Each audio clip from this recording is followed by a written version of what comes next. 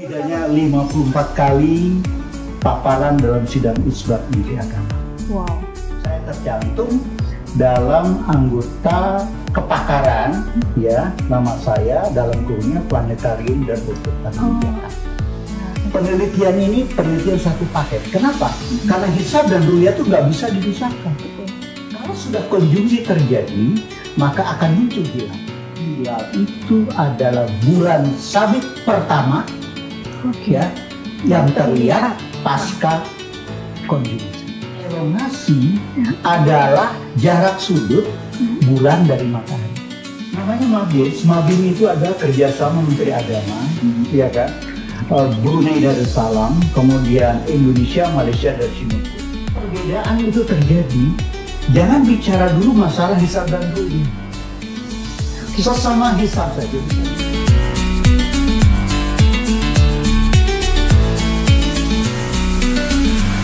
Assalamualaikum Pak Cecep, apa kabar? Waalaikumsalam, Mbak Ana.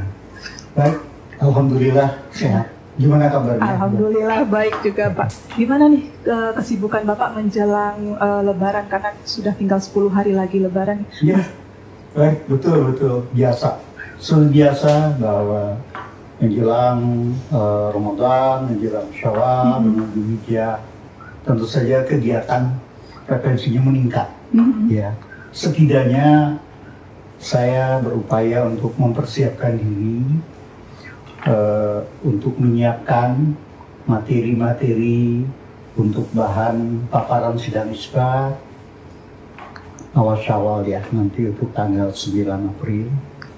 Kemudian juga handout-nya ya dalam bahasa Indonesia dan bahasa Inggris, karena dalam bahasa Inggris ya, juga, karena sidang isbat itu juga mengundang duta besar negara sahabat, ya. Jadi mereka juga tentu saja tidak memahami kalau diberikan betul sekali, walaupun ada translator, ya. Kemudian seperti biasa kaki saya juga dua, yang satu hisab ru'yah di Kementerian Agama dan juga di Badan Peradilan Agama Mahkamah Agung. Oh, di Mahkamah Agung juga, Pak. Jadi ada dua hal. Yang pertama memang ujung tombaknya adalah Kementerian Agama, kemudian hakim sendiri dia akan mengisbatkan, mengisbatkan kesaksian ru'yah pada saat sidang isbat. Jadi hakim itu juga harus memahami betul, ya, untuk memutuskan, ya, apakah menerima atau tidak hasil ru'yah, ya. Dan juga kebetulan sekarang juga saya sedang menyiapkan bersama tim itu menyiapkan kalender Hijriah 1446 Hijriah, ya, untuk Badan Peradilan Agama Mahkamah Agung. Sibuk sekali. Untung aja bulan kemarin sudah sempat ini, ya. Alhamdulillah. Menculik Bapak lebih dulu untuk mengisi pertemuan karena sosialisasi, ya. Betul sekali, ya. Memang selain itu juga kita sedang gencar-gencarnya juga di masing-masing Kanwil, kantor wilayah Kementerian Agama, itu mengadakan BIMTEK, bimbingan teknis hisab ru'yah. Saya juga seringkali diminta sebagai narasumber untuk mengisi acara-acara tersebut. Iya, dan sering keluar kota juga. Ya, biasanya seringnya di luar Jawa. Makanya kita juga kalau di Badan Astronomi Amatir kita cek jadwalnya Pak Cecep dulu nih, gitu. Iya, alhamdulillah. Tapi untungnya saya punya waktu yang cukup. Jadi alhamdulillah, ya, saya memang sudah tidak ngantor, tapi bukan berarti saya tidak ada kerja. Bapak sudah pensiun dari Planetarium Jakarta, tapi kesibukannya masih semua terkait dengan Planetarium Jakarta. Alhamdulillah, ya, alhamdulillah. Jadi memang dalam hal ini saya memang sejak tahun 1986 di tanggal 2 Januari saya masuk ke Planetarium Jakarta, ya. Kemudian di situ saya mengenal bagaimana astronomi teramat sangat berguna, ya. Pada saat kita memberikan penyederhanaan, mensosialisasikan kepada masyarakat, dan juga kegunaan yang paling utama yang saya rasakan di Planetarium itu bahwa Planetarium ini juga berperan aktif dalam apa yang dikenal sebagai hisab ru'yah atau ilmu falak. Iya, betul sekali. Mungkin yang menarik, nah saya tanya dulu, ya, kita Mbak Hana kan pasti tahu lah, rukun Islam itu kan ada 5. Iya, betul sekali. Oke, silakan mungkin sambil mengingat-ingat. Ada sholat, ada zakat, ada puasa, kemudian ada ibadah haji juga. Emangnya kenapa, Pak? Nah, itulah yang sebenarnya seringkali memberikan motivasi ke saya. Oke. Pada saat saya mempelajari astronomi, kemudian mengamalkan astronomi itu sebagai observer di Japanese Society for Education of Science di Bosca sebelum saya ke planetarium Jakarta. Oh, jadi Bapak di Bosca dulu sebelum? Ya, dia peneliti juga. Saya observer ya, pengamat bintang ya, pengamat bintang. Kemudian pas di planetarium juga ada pengamatan, ada observatorium juga. Kemudian yang menarik ada planetarium, itu menyederhanakan sekali, jembatan kepada masyarakat. Nah, saya semakin ternyuh pada saat saya memahami bahwa ternyata dari 5 rukun Islam itu hanya 1 yang tidak perlu atau memerlukan ilmu falak. Hanya kalimat syahadat aja. Syahadat. Kenapa? Itu kunci pembuka, maksudnya seorang muslim. Iya, betul. Orang masuk Islam dengan syahadat. Kapan saja. Iya. Sedangkan melakukan, bisa dilakukan. Tapi yang 4-4-nya semuanya mengikuti aturan-aturan kaidah yang dikenal sebagai ilmu falak atau ilmu astronomi dalam Islam. Jadi sebenarnya memang astronomi itu berkaitan erat dengan Islam, bukan hanya sebagai agama yang memberi pedoman kepada kita dalam berkaitan dengan hubungan masyarakat atau hubungan sesama manusia, tapi juga dengan ibadah. Ya, ya betul. Ya, yang pertama misalnya sholat. Sholat itu waktunya harus tepat. Kita tidak boleh mendahului, tidak syah. Dan perhitungannya itu adalah perhitungan astronomi, ilmu falak. Sampai hitungan ke menit, sampai ke detik. Ya kan? Betul. Kemudian yang kedua, setelah sholat, puasa. Ya. Ramadan, betul puasa sekali. wajib. Mengakhirinya, Syawal. Ya. Itu juga perhitungannya perhitungan astronomi. Perhitungan ilmu falak. Ya kan? Lalu, zakat. Zakat tidak sembarangan. Kita membayar zakat fitrah itu nggak sembarangan, nggak sah memang sudah atau jauh-jauh hari ya, atau di luar bulan-bulan yang ditentukan. Lalu haji jelas berkaitan sama juga, ya kan? Berkaitan jadi dengan observasi bahkan dengannya itu. Bayangkan saja, sholat arah kiblat itu harus diukurnya apa? Dengan astronomi. Dengan astronomi juga. Betul ya, arah kiblat, sholat waktunya arah kiblat. Iya, kemudian kita meninggal pun kuburan kita juga masih itu ke arah kiblat juga, gitu kan. Jadi memang banyak sekali kaitannya yang bisa dilakukan oleh aplikasi astronomi dalam Islam atau Oke ya, itulah yang jadi motivasi saya. Memang satu planetarium itu kebetulan dekat dengan Kementerian Agama. Bahkan karena dekatnya dengan Kementerian Agama, setahu saya tahun 1972, pada saat Kementerian Agama membentuk Badan Hisabriyat Kementerian Agama yang membantu Menteri Agama untuk penetapan awal bulan Hijriah, Ramadan, Syawal, Dzulhijjah dan sebagainya, dan untuk kegiatan-kegiatan yang sifat administratif kenegaraan, maka Planetarium Jakarta, kemudian Badan Meteorologi Geofisika, Bosca, Observatorium Bosca ITB, kemudian Yan Hidros Angkatan Laut. Oh, Angkatan Laut ya, juga? Ada, yang menerbitkan Nautika Almanak. Nautika. Ya, jadi ikut dalam Badan Hisabriyat tersebut. Termasuk ahli-ahli para kiai dan dari dulu IAIN ya. Oh, jadi waktu itu astronom dari Planetarium Jakarta yang ikut serta dalam tim, Pak? Pak Bambang Hidayat dari Bosca, ya, kemudian kalau dari Planetarium itu Direktur Planetarium pertama, Pak Santoso Nitisastro. Direktur karena proyek ya, proyek biologi dulu ya.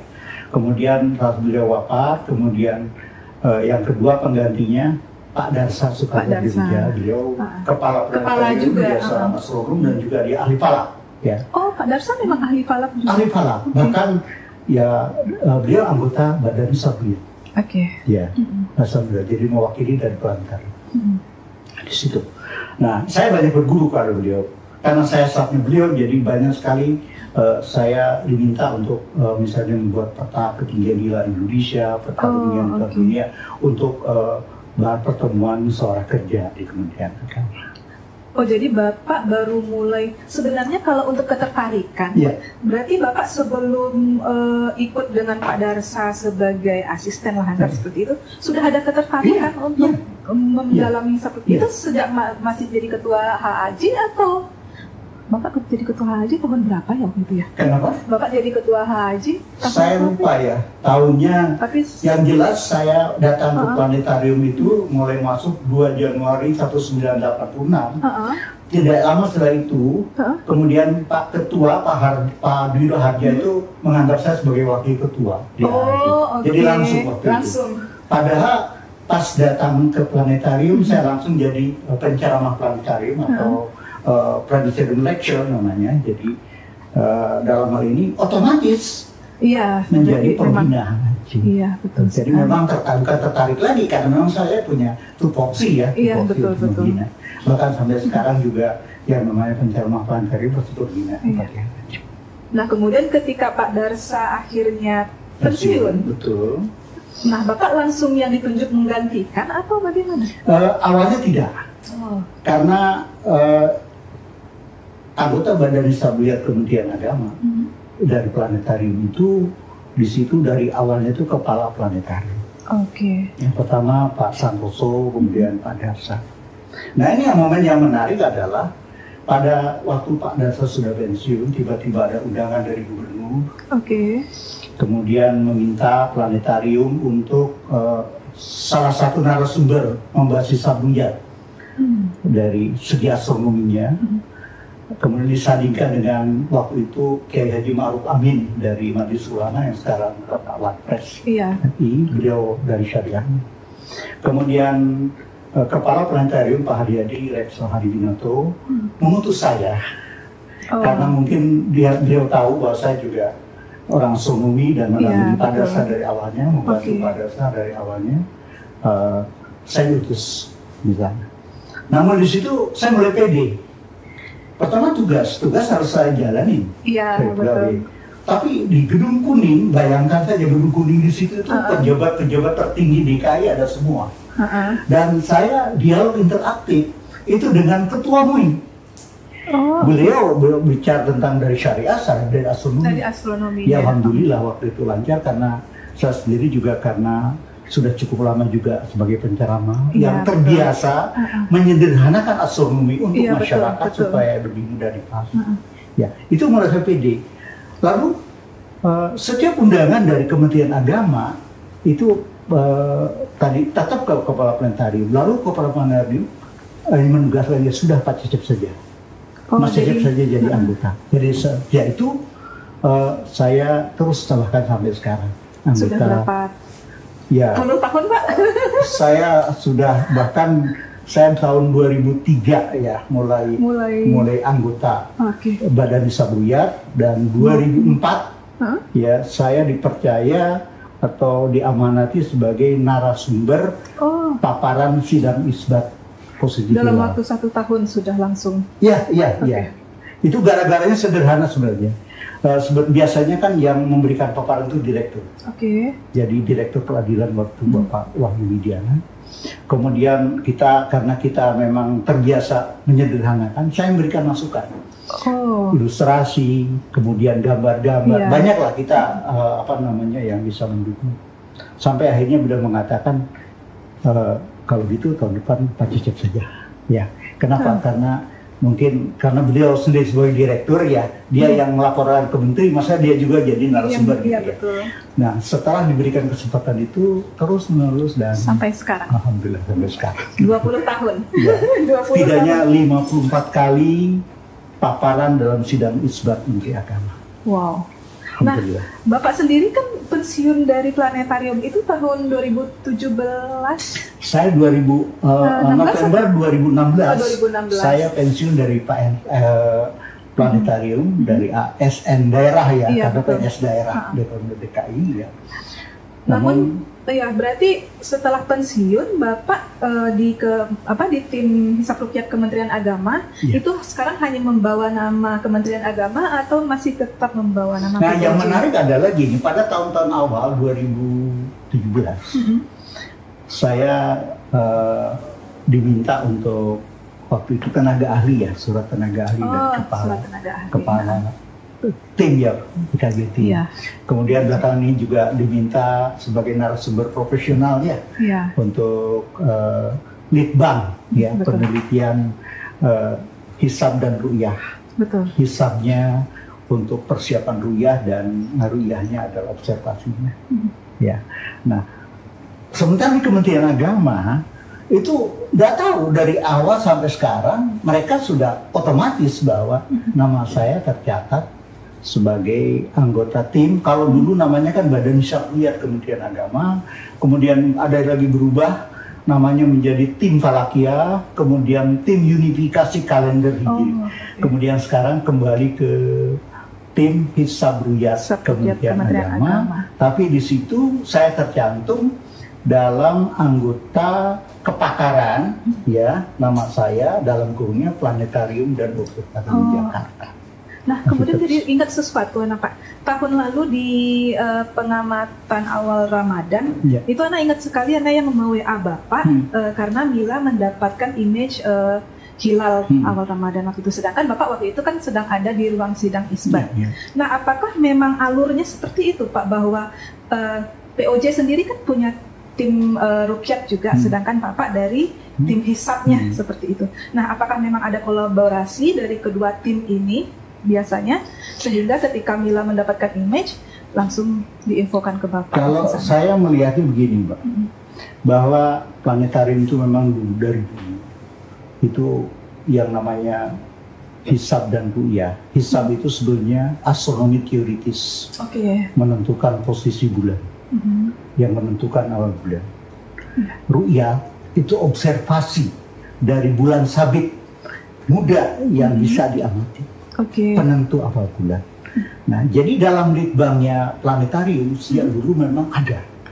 Sejak saya datang pun ada. Sudah ada. Bahkan tidak hanya bulan, tidak hanya matahari, komet, kemudian gerhana, semua fenomena astronomi itu tetap itu adalah bagian dari, karena planetarium itu kan planetarium dan observatorium Jakarta ya. Jadi dua-duanya berfungsi. Nah, kemudian pada saat itu memang tidak teranggarkan awal-awalnya. Nah, baru setelah bergabung dengan Dikmenti, jadi sebelum Dinas Pendidikan kan Dikmenti dulu, ya, barulah kita mendapatkan anggaran untuk pelaksanaan ya kan, observasi bulan sabit muda, penentu awal bulan.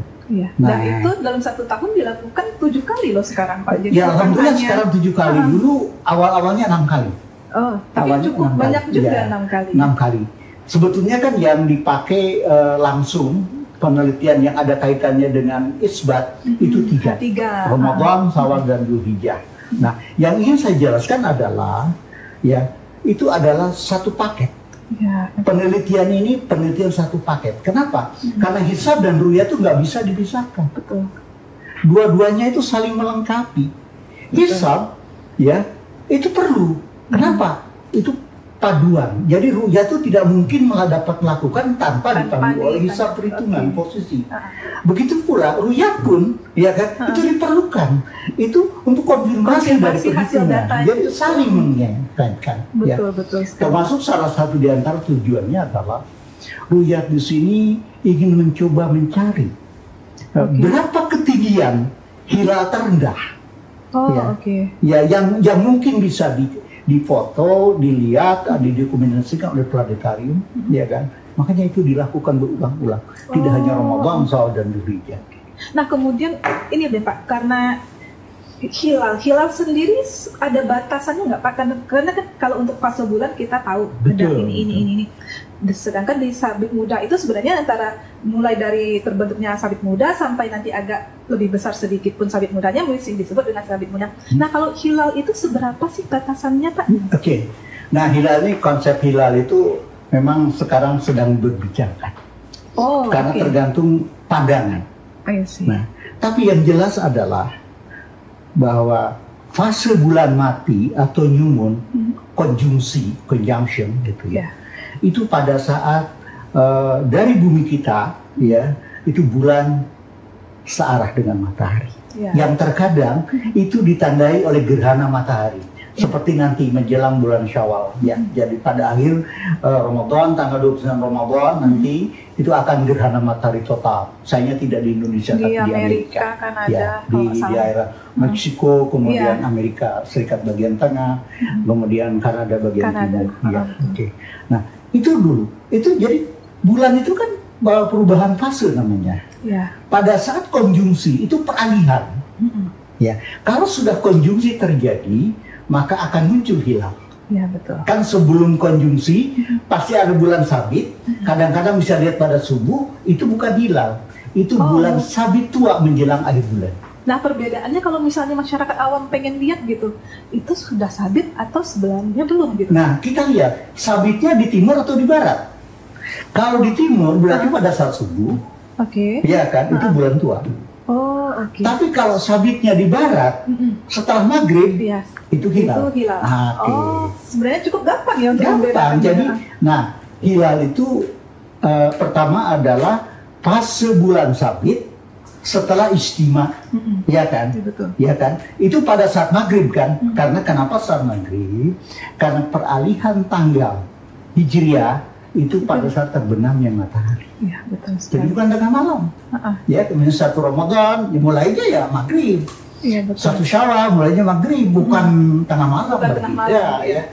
Karena berbeda. Makanya menghisab dan meruyat itu dilakukan pada saat terbenamnya matahari atau maghrib. Nah, sekarang ada 2 hal. Sudah terjadi istima pada saat maghrib. Kemudian kita lihat, kalau hilal itu dianggap sebagai bulan posisinya, jadi tidak perlu cahayanya, maka itu dikatakan, ada yang mengatakan hilal, itu sudah wujud. Ada yang mengatakan, sudah wujud Pak, berarti dia sudah ada di atas ufuk, ya, pada saat terbenamnya matahari. Sebenarnya aslinya adalah jika bulan terbenam belakangan dibanding matahari, maka sudah wujud. Masuk. Hilalnya sudah ada. Itu definisinya hilal kalau hilal yang posisi. Jadi bagi yang hisab itu. Berarti dari hisab ya, dari hisab juga hilal. Ya. Kemudian kalau misalnya kita melihat dari yang meruyah, ya. Kalau tadi kan dikatakan astronomi posisi. Ya, astronomi koordinat. Yang penting bulannya di atas ufuk atau di bawah. Di bawah belum wujud, di atas sudah wujud. Kan? Jadi tidak mengatakan cahayanya tidak. Ya, betul. Ya kan, dia tidak mengatakan itu posisi ininya. Tapi kalau yang misalnya meruyah, itu kajiannya astrofisika, cahaya. Nah, sehingga bagi yang meruyah, hilal itu adalah bulan sabit pertama, ya, yang terlihat pasca konjungsi. Berarti akan ada banyak variabel karena terlihat berarti harus secara fisik terlihat cahayanya. Yang satu terlihatnya cahaya, berarti yang dipelajari adalah cahayanya, betul. Seberapa tingginya supaya dia kelihatan karena cahaya. Jadi kajiannya ini adalah astrofisika, iya kan? Tapi yang tadi adalah posisional. Ya, kan? Betul. Dua-duanya mengatakan hilalnya sudah di atas, sudah wujud. Yang satu hilalnya sudah kelihatan atau tidak. Iya, betul sekali. Makanya kenapa berbeda dan mengatakan sebenarnya pendefinisian hilal itulah. Hilal sebenarnya yang seperti apa yang ingin bisa dipakai secara bersama-sama. Jadi itu seperti jadi diskusi baru ya? Iya, betul. Tapi terlepas dari masalah itu, kita itu hanya menghitung posisi. Pada saat maghrib berapa posisi hilalnya, tingginya berapa, elongasinya berapa. Elongasi itu apa Pak? Nah, jadi kalau tinggi itu adalah kan tinggi berapa tinggi yang jarak sudut bulan dari cakrawala atau ufuk. Ya kan? Jarak sudut jarak sudut. Tapi kalau elongasi adalah jarak sudut bulan dari matahari. Oh, jadi matahari juga. Nah, begini, jadi Mbak Hana bayangkan segitiga, Ya, sebuah oke. segitiga, segitiga siku-siku. Iya. Ada sisi tegak, Anggap ini bulan. ini tinggi. Ya. Kemudian ada Ke samping. sisi tegak, ada sisi apa namanya? Horizontalnya. Horizontal, datar. Ini beda azimut, bulan dan matahari. oke. Jarak matahari dengan bulan itulah yang disebut sebagai Elongasi. elongasi. Ada yang mengatakan itu jarak busur, Oke. jarak sudut, atau jarak lengkung. Ya, jadi yang jelas matahari dengan bulan kalau diukur berapa derajat itu elongasi. Tapi kalau bulan itu diukur terhadap apa namanya posisi ufuk, ya itu tinggi. Nah, Oh, oke. gampang kan elongasi? Iya, Oh, gampang. iya. Misalnya Mbak Hana di situ, Di sini. saya di sini, Heeh. kemudian Pak Rehan di sana. Berapa elongasinya? Gampang. Lihat aja sudutnya saya dengan aja Mbak Hana ya, dari betul. sana. Iya. Ya, gitu kan simpel ya. Nah, kemudian untuk Syawal besok ini bagaimana Pak kira-kira Oke. perhitungan datanya? Nah, sekarang kita lihat. Pertama melihatnya adalah yang menentukan Syatu Syawal 1445 tentu saja adalah posisi hilal, posisi bulan tanggal 29 Ramadan Iya. 1445 Hijriah. Iya, betul. Ya. Kemarin waktu sedang isbat awal Ramadan tanggal 10 kan ada dua. Ya kan? Iya. Muhammadiyah tanggal satunya tanggal 11. Betul. Betul? Iya. 11 Maret ya. Iya. Kemudian pemerintah, Tanggal 12. NU, kemudian Persis dan yang lain tanggal 12. Betul. Nah, tanggal satunya sudah berbeda, tanggal 29-nya berbeda. Iya, pastinya. Oke kan? Nah, berarti pada tanggal 29 ya, Mabims, Mabims karena versi pemerintah kita, pakai Mabims versi ya, Mabims, jadi tingginya Mabims. minimal 3 derajat, elongasinya minimal 6,4. Tanggal 29 Ramadan 1445 Hijriah ini bertepatan dengan hari Selasa tanggal 9 April. Posisinya, nah kita lihat di seluruh wilayah Indonesia ya, Oke. ketinggiannya itu dari yang paling timur itu Merauke Oke. ya, 4,88 derajat. Oh, Berarti sudah kan? cukup tinggi. Kemudian paling barat ya kan Sabang. Mm-mm. Kota Sabang itu sudah tinggi sekali. Di situ 7,63 derajat. Di Jakarta saja 6,15. Sudah masuk. Sudah tinggi ya? Sudah tinggi. Kemudian elongasinya. Elongasinya di Merauke itu elongasinya 8,39 Oh, derajat. Tinggi kan? Lalu di Sabang Sabang 10,22 derajat. sudah tinggi juga. Ya. Sudah tinggi. Berarti sudah. ya di seluruh wilayah Indonesia itu sudah masuk kriteria awal bulan Mabims.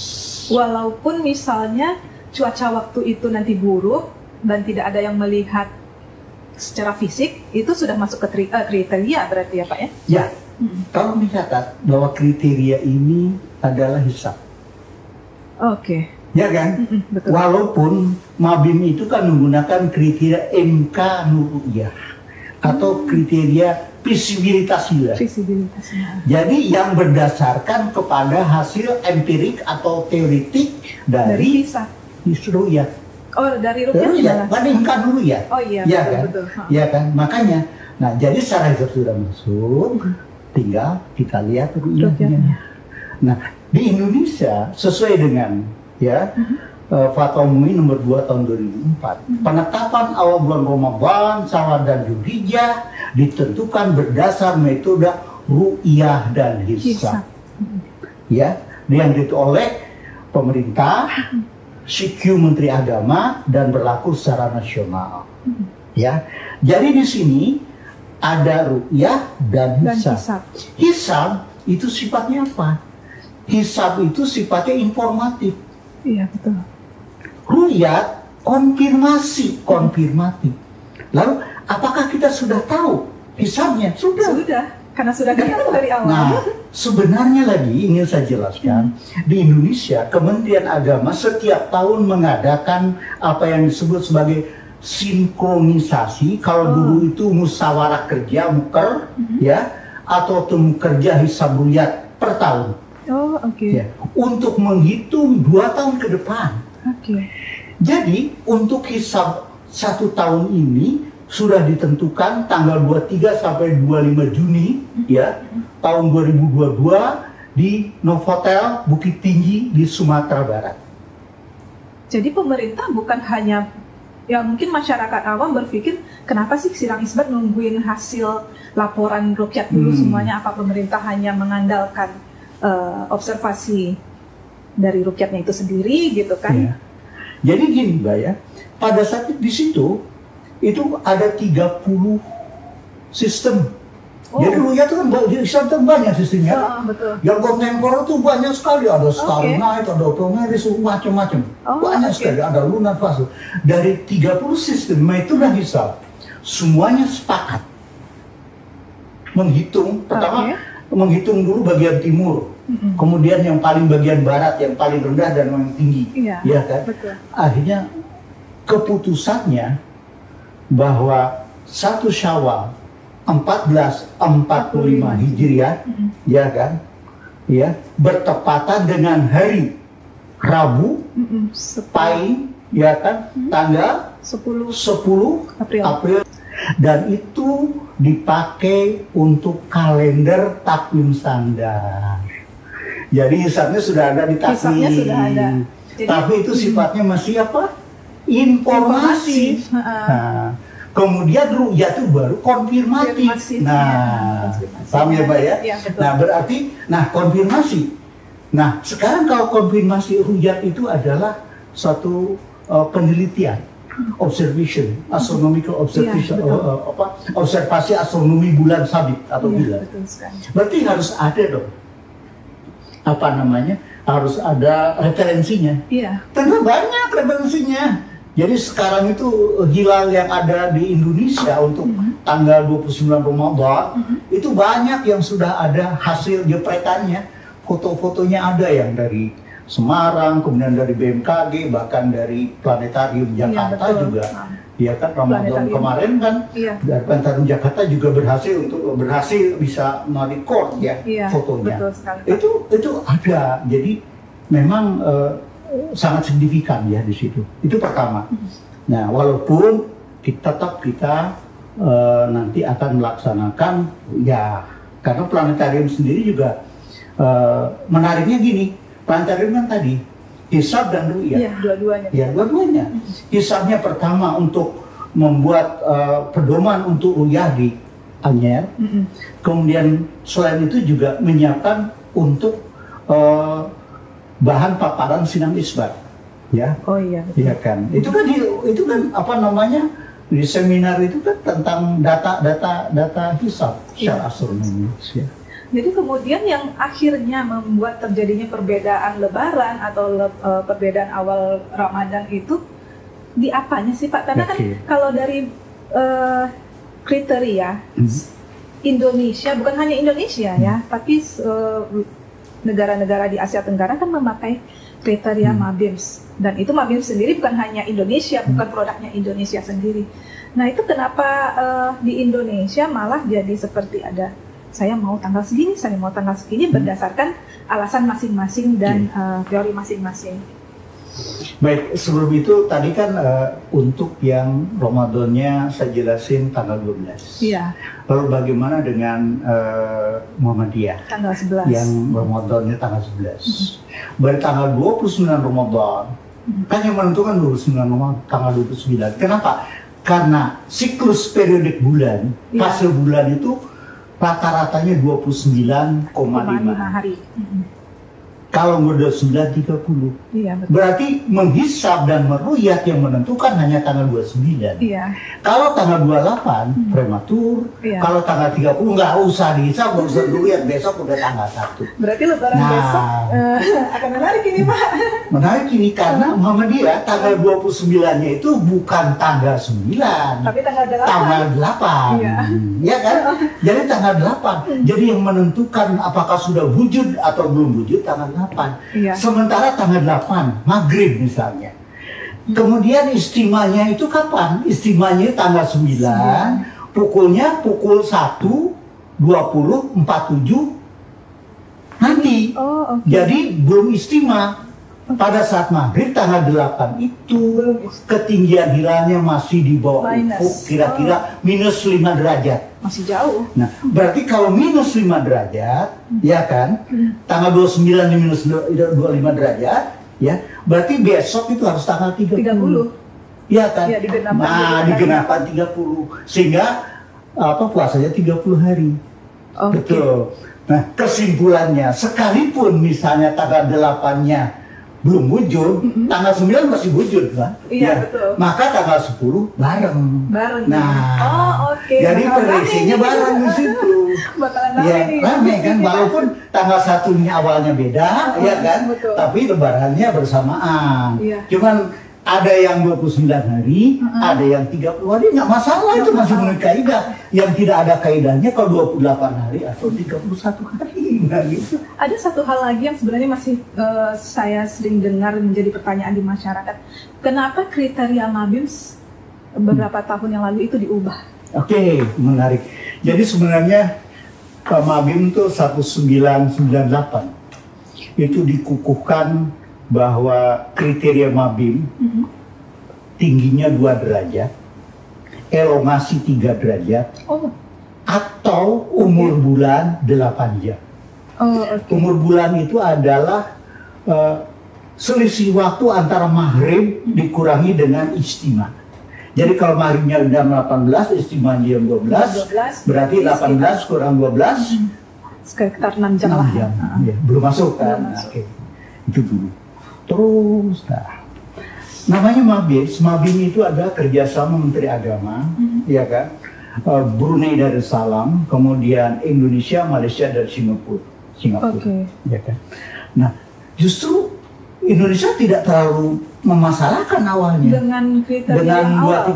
238 itu. Oke. Tapi dikritisi jelas karena seorang orang ilmiah selalu menanyakan, mana mungkin 2 derajat kelihatan? Tidak ada ceritanya. Dasarnya dari mana gitu ya? Yang paling mendesak itu Malaysia, Singapura, dan Brunei. Berat katanya rasanya kami untuk memegang 238 ini. Maka akibatnya apa? Ya dicarilah satu lumayan kan sampai 2021 2022 baru diganti dengan kriteria baru, ya, hasil kajian ilmiah, ya. Oke. Ilmiah teoritis dan teoritis dan observasi, ya. Kemudian akhirnya merumuskan kriteria baru Mabim. Oke. Jadi kriteria baru Mabim. Ada yang mengatakan bukan kriteria Mabim baru karena Mabimnya nggak berubah atau kriteria Mabim. berubah. Masalah bahasa ya. Nah, kenapa 38?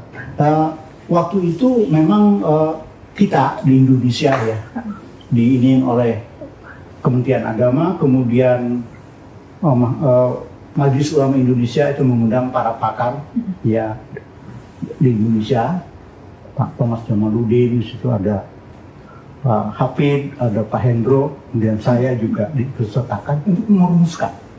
Ya. Nah, kemudian dicarilah, sehingga muncullah 6 dan 3. Kenapa? Karena kalau dulu bukan berarti kriteria itu tidak benar, itu kriteria kesepakatan. Jadi kesepakatan bersama untuk kemaslahatan, ya kan? Nggak salah, ya, untuk maslahat gitu. Kemudian belakangan ini, nah, akhirnya kita mencoba melihat, membandingkan. Nah, pertama adalah kenapa 6,4? 6,4 itu adalah hasil dari Odeh, Syaukat Muhammad Odeh tahun 2004 itu dia mengumpulkan 737 data hasil ru'yah sedunia, termasuk dia kan punya ICOP ya, namanya Islamic Creation Observation Project. Oh, oke. Ya. Memang jadi Dia akhirnya ya menurunkan yang dulu dipercayai elongasi 7 derajat oleh Danyon. Oke. Dulu kan orang astronomi percayanya kalau elongasi itu tidak boleh kurang dari 7 derajat. Oke. Aude dengan mengumpulkan itu, akhirnya dia menurunkan Danyon menjadi 6,4 derajat. Oh, oke. Dan 6,4 derajat itulah yang dipakai oleh kriteria baru MABIM. Lebih ada scientific. Itu ada landasan ilmiahnya. Oke. Udah internasional, 737 data. Coba. Iya, betul. Kemudian itu pun juga kita kaji lagi untuk 180 tahun ke depan. Bagi markas, kita menghitung markas di Pelabuhan Ratu dan di Banda Aceh 180 tahun ke depan. Iya. Ternyata itu menjamin dengan elongasi 6,4 derajat tinggi hilal tidak akan negatif. So, di atas. Oke.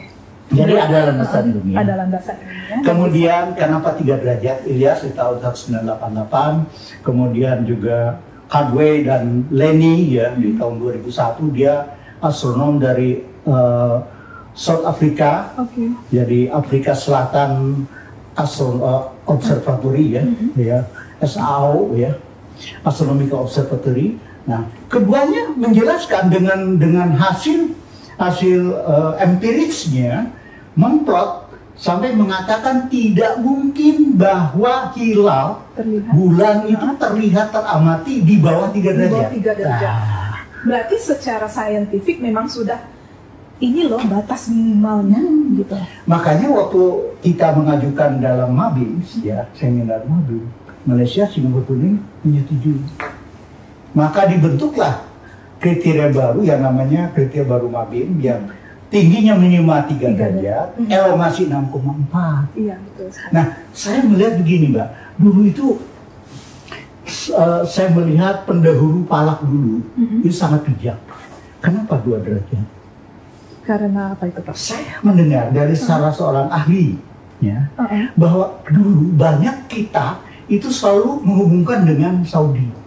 Nah, bagaimana caranya supaya misalnya di kita tuh bareng dengan Saudi? Oke. Ya. Kalau Saudi misalnya 4 derajat, karena dia lebih barat, terbenam matahari itu 4 jam lebih belakangan dibanding Jakarta, maka kemungkinan terbesar rata-rata bedanya kalau di sana 4 derajat, di kita 2 derajat.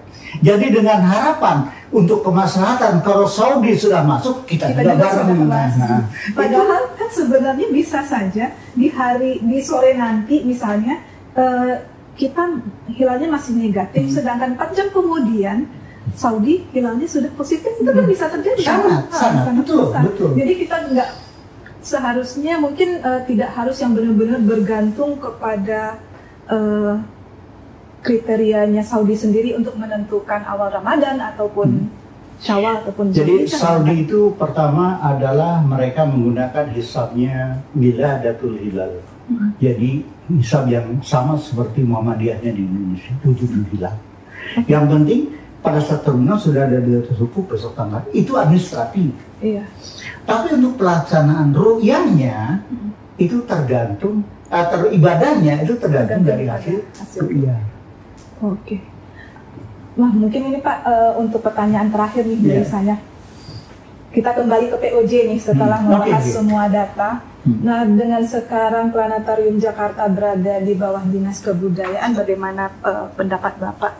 Karena kan aktivitas hisab dan ruqyah ini sendiri lebih cenderung ke arah sains, kegiatan sains dan observasi, sedangkan Dinas Kebudayaan kan lebih banyak tentang budaya gitu, atau sosial lah sebenarnya. Kalau saya melihatnya barangkali itu masalah kewenangan.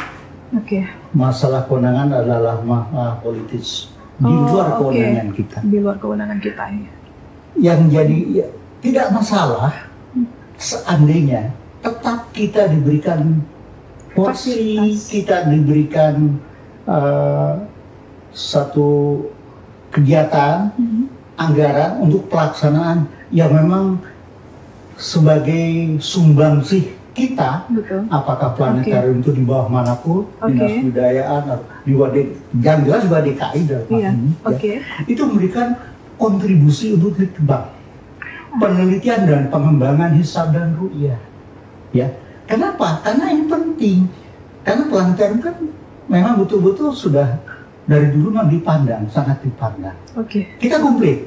Jadi hisabnya berjalan, ru'yahnya juga berjalan.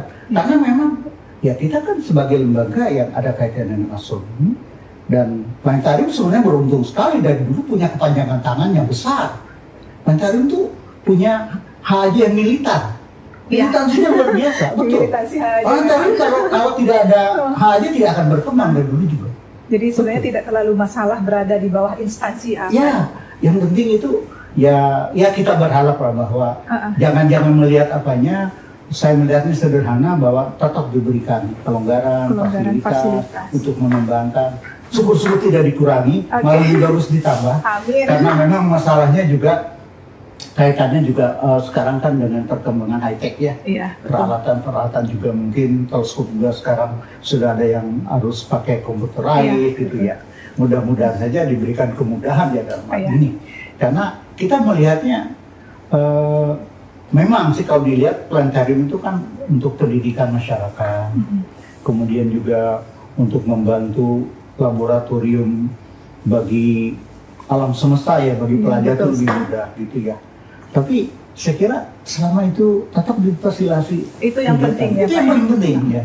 Karena kita bagaimanapun juga ini masalahnya juga bukan kewenangan kita. Kita tidak mungkin lah gitu ya, hanya bisa menyarankan, tapi ya tetap ya kalau mendudukan pada posisi yang sebenarnya, kalau saya lebih penting itu. Ya, asal mudah-mudahan kedepannya itu tidak semakin menurun, bahkan ada yang bagus saya melihat dulunya 6 sekarang 7 kali itu sudah satu hal yang bagus gitu ya. Betul sekali Pak. Ya, menarik sekali pembicaraan kita hari ini Pak. Ana sendiri itu banyak yang baru tahu loh tentang data-data sejarah, kemudian juga tentang tadi bagaimana sejarahnya kriteria MABIMS itu juga diubah. Apa boleh saya tambahkan? Habis waktu ini. Boleh silakan Pak. Enggak, ini masalah kriteria. Jadi tolong dipahami. Pertama adalah ada yang menganggap bahwa kenapa di Indonesia ada perbedaan awal bulan. Kan yang paling rentan itu ramai itu awal bulan Syawal ya. Iya, betul. Ramadan, Syawal, Dzulhijjah 3. Yang paling itu tuh Syawal karena kaitan dengan ibu-ibu ya. Dengan ibu-ibu dengan keluarga macam-macam lah. Ya. Nah, pertama adalah tolong dicatat. Yang namanya hisab itu kalender. Kalender itu hisab. Jadi nggak ada yang nama kalender itu ru'yah, nggak ada. Kalender itu hisab. Perbedaan itu terjadi, jangan bicara dulu masalah hisab dan ru'yah. Sesama hisab saja bisa beda. Nah, kenapa ya? Sesama hisab gak beda. Padahal kita memberikan data ilmiah astronomis. Contohnya, ya sekarang tinggi hilalnya 2 derajat, misalnya 2 derajat. Oke ya, 2 derajat. Saya berikan kepada Nahdlatul Ulama 2 derajat, ke Muhammadiyah 2 derajat, kita berikan kepada persis 2 derajat. Oke ya, sudah. Sama persis. Lalu kriteria mereka beda-beda. Misalnya, Muhammadiyah menggunakan wujudul hilal di atas 0 derajat sudah masuk. Oh berarti besok tanggal 1. Tidak usah 30 hari. Tapi di kalangan Nahdlatul Ulama, tak dulu. Di kalender mereka, ya kan, besok tanggal 30. Tapi kalender NU itu bukan penentu. Kalender itu hanya pedoman untuk ru'yah. Jadi tetap oleh ru'yah. Ru'yah yang menentukan. Persis pakai sama dengan NU sama dengan pemerintah. MABIMS ya 36,4. Nah, jadi walaupun sama-sama hisab, sama-sama kalender sudah beda. Ya, pertama di situ ya. Jadi jangan bicara dulu perbedaan antara satu bisa dan beda. Hisabnya juga kalau kriterianya beda. Makanya ada yang disebut sebagai bulan yang kritis. Nah, jadi kalau tinggi bulan 3 derajat, itu kritis. Kayak kemarin lah. Kayak kemarin. Waktu Ramadan kemarin. Itu kan tinggi kritis. Kurang dari 1 derajat. Menurut 7 derajat udah masuk, besok tanggal 1. Iya kan? Iya, betul. Nah, kemudian di kalender pemerintah, iya kan? Enggak, besok tanggal 30 sebenarnya gitu. Iya. Itu kalender. Ruyat itu kan sifatnya hanya konfirmasi. Nah, jadi perbedaan itu dan kriteria itu masalahnya ijtihadiyah. Ya, jadi itu sudah masuk ke bukan ranah kita, itu ranah syariah ya, karena itu udah ijtihadiyah. Sedangkan kita hanya di ranah saintifik. Ya, di situ. Kita akan mendata gitu kan di situ. Itu yang penting ya, jadi tolong dipahami kalau perbedaan itu bukan karena tidak ilmiah. Iya. Iya kan, karena perbedaan kriteria.